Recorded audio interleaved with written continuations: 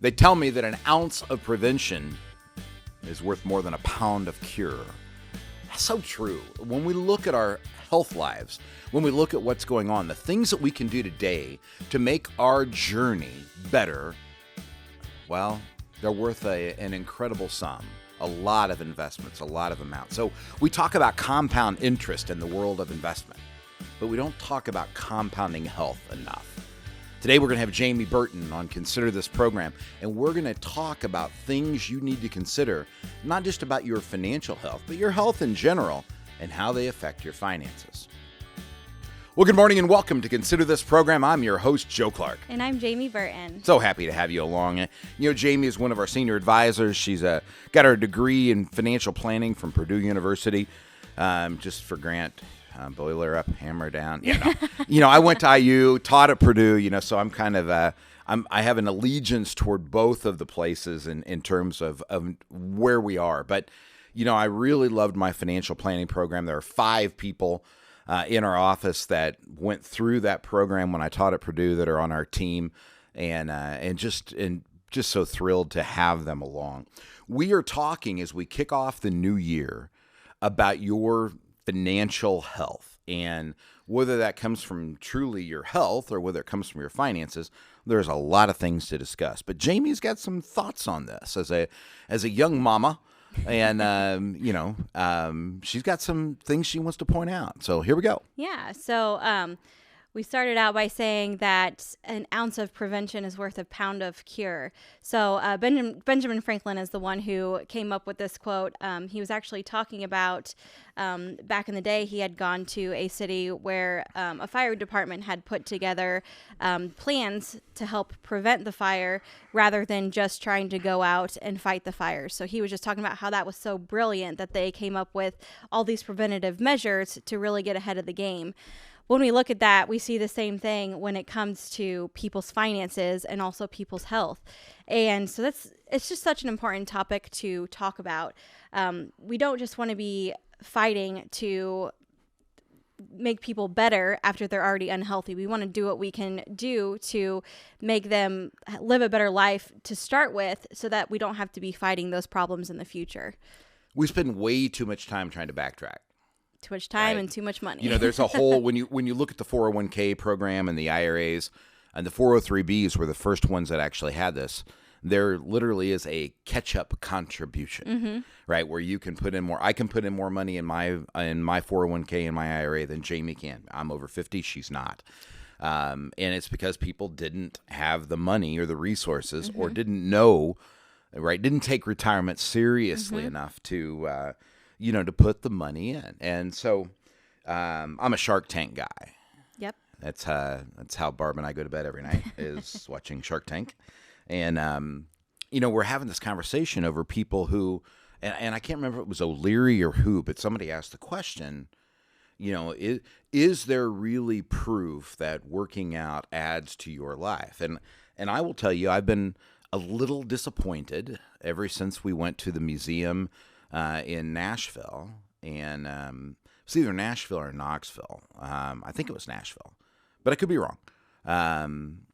Anyhow, we went to this museum, and it essentially said for every hour you work out, you gain about 30 minutes of life.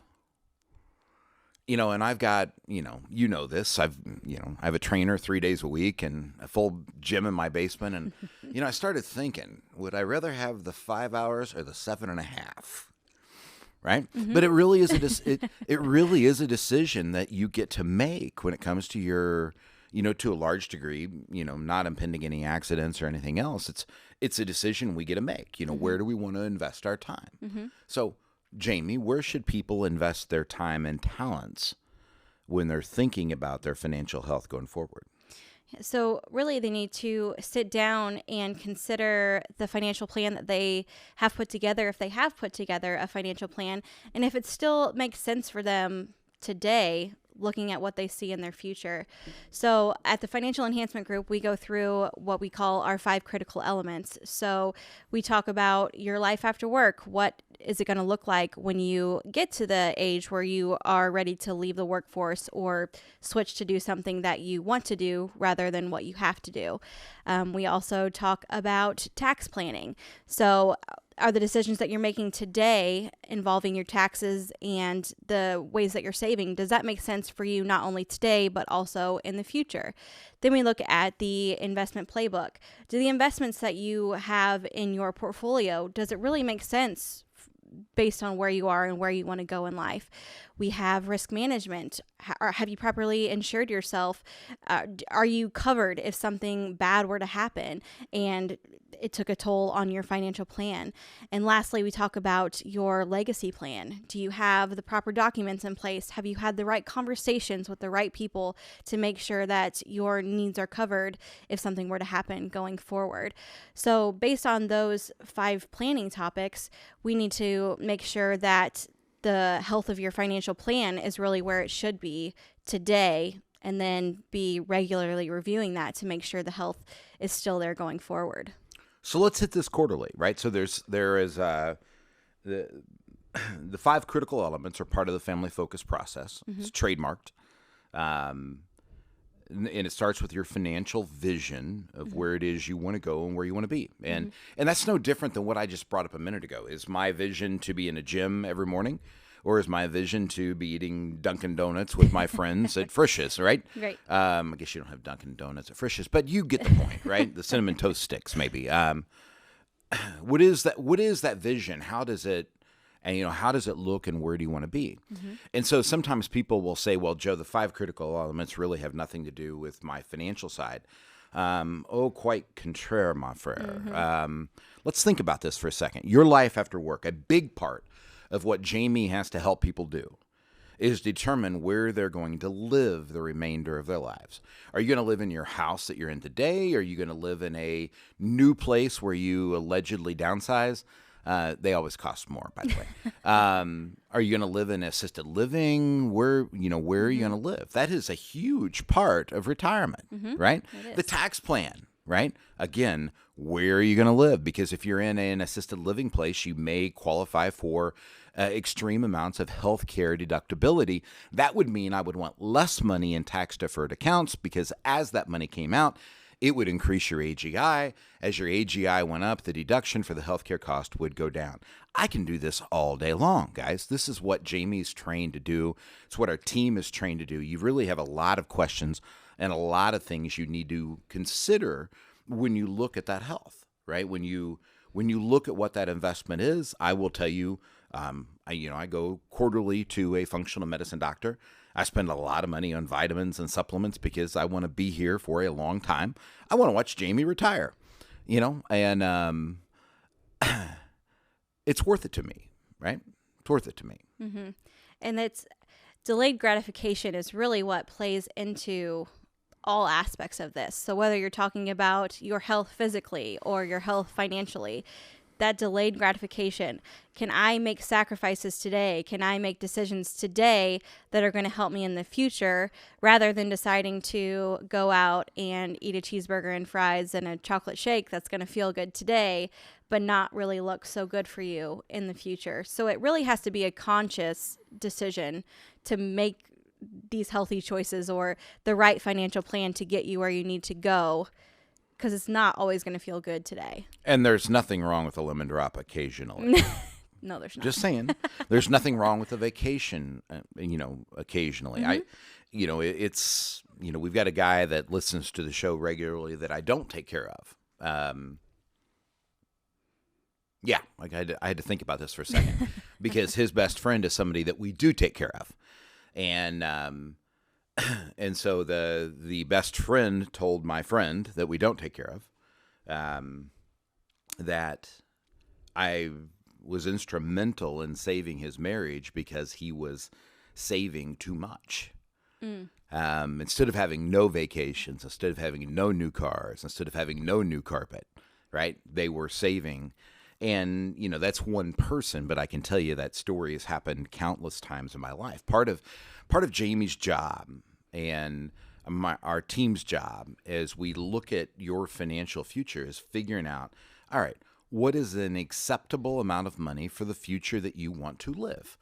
I do not encourage everybody to spend as much time in the gym as I spend. I do not encourage everybody to save as much money as others save, right? There is I guess the expression would be happy medium. But what there really is a right medium for you. You and your spouse, or you, yourself, and I have to sit down, have that conversation and say, okay, what is the life that we really want to live in the future? Because everything is a trade-off, right? You can either have more today or more tomorrow. You just don't get to have both. I was telling Amanda and Grant, part of our team yesterday, there are things that are valuable or expensive, but never both. Valuable or expensive, but never both. Right? And that really is true with the decisions you make about your health.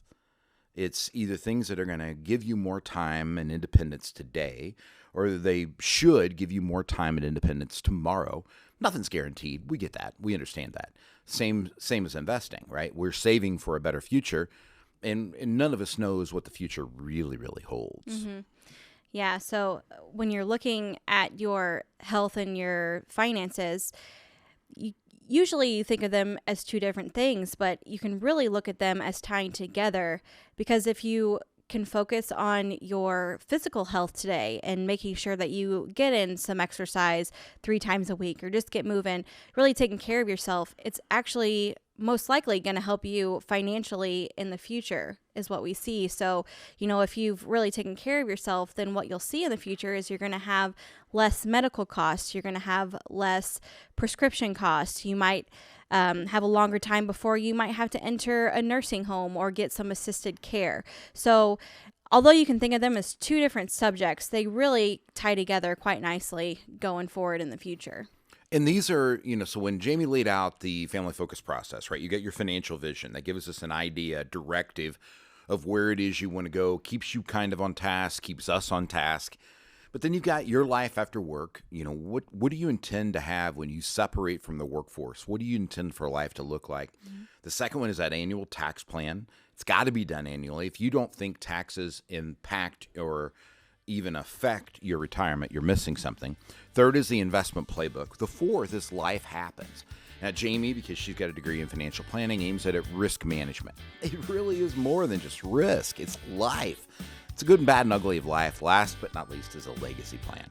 Come in, see one of our team, get signed up for your Next Steps complimentary meeting at yourlifeafterwork.com. 800-928-4001.